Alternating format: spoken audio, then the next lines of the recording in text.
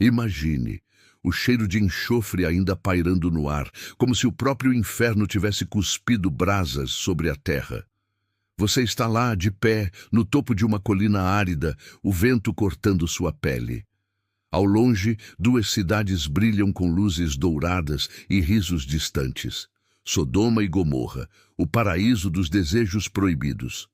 Mas você sente no fundo do peito um aperto. Algo está prestes a desabar.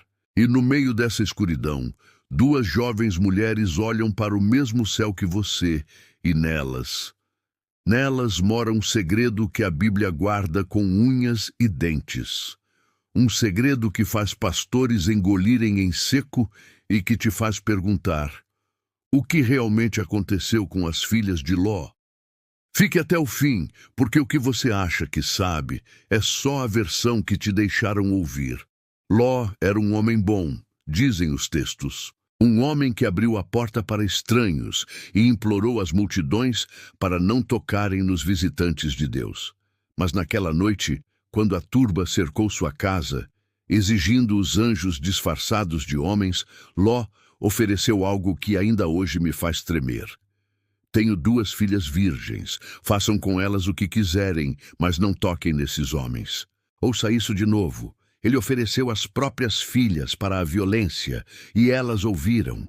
Imagine o som da porta rangendo, o pai gritando, as mãos delas tremendo atrás da cortina.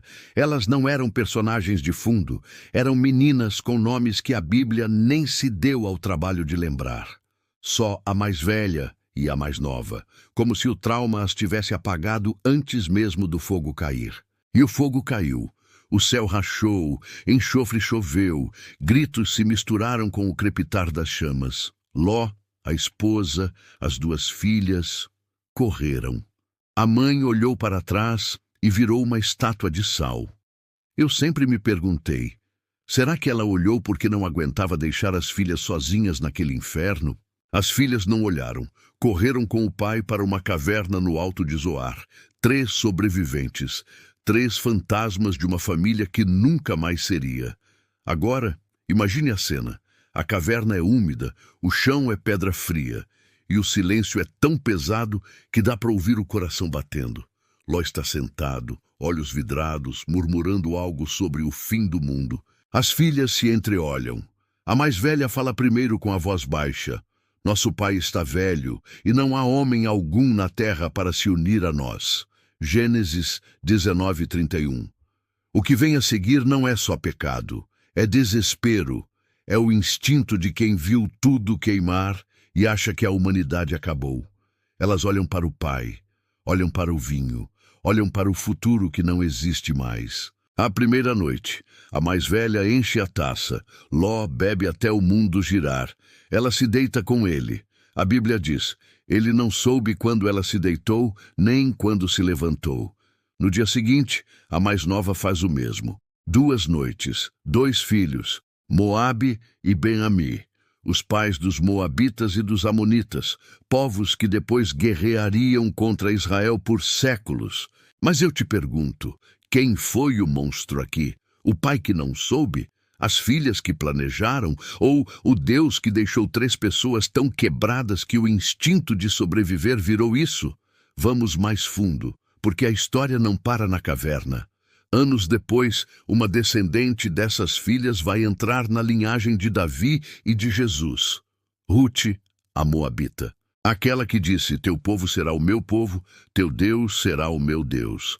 Uma mulher que veio do trauma, da vergonha, e se tornou bisavó do Salvador. Você sente o nó na garganta? Eu sinto, porque a Bíblia não esconde a sujeira. Ela mergulha nela e sai do outro lado com uma redenção que ninguém merece, mas que todos podem receber. Mas e as filhas? O que aconteceu com elas?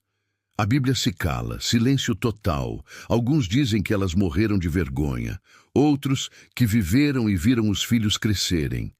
Eu gosto de imaginar que uma delas, talvez a mais nova, sentou numa pedra ao pôr do sol anos depois e pensou: nós achávamos que éramos o fim, mas Deus usou até o nosso erro para escrever o começo de algo maior. Não tem prova, mas tem poesia e tem verdade. Eu já estive na minha própria caverna, quando perdi tudo que achava que era eterno. Quando olhei para as escolhas que fiz no escuro e me perguntei, isso me condena ou me transforma? As filhas de Ló me ensinaram que Deus não precisa de heróis perfeitos. Ele precisa de gente quebrada o suficiente para saber que não tem saída sozinha. E é aí que ele entra. Não com trovão, mas com um bebê nascido em Belém, descendente de um ato que ninguém queria lembrar. Agora, olhe para você. Você carrega alguma caverna? Algum segredo que te faz achar que Deus virou as costas? A história delas prova que não. Elas provam que o plano D, ele é tão grande que engole até o nosso pior erro e transforma em graça do outro lado. Deixo você com uma última imagem. Imagine a mais velha, já idosa, segurando o neto no colo. O menino pergunta, vovó, por que as pessoas olham torto para nós? Ela sorri com os olhos marejados e responde, porque elas veem o fogo que nos queimou, mas não veem a luz que nasceu das cinzas. Se essa história te tocou de alguma forma, é porque ela precisava te encontrar hoje. Comente aqui embaixo, eu tenho uma caverna. Só isso, eu vou ler e orar por você. E se inscreva no canal, mas só se tiver coragem de encarar o próximo mistério que a Bíblia esconde. Porque o próximo pode ser sobre você.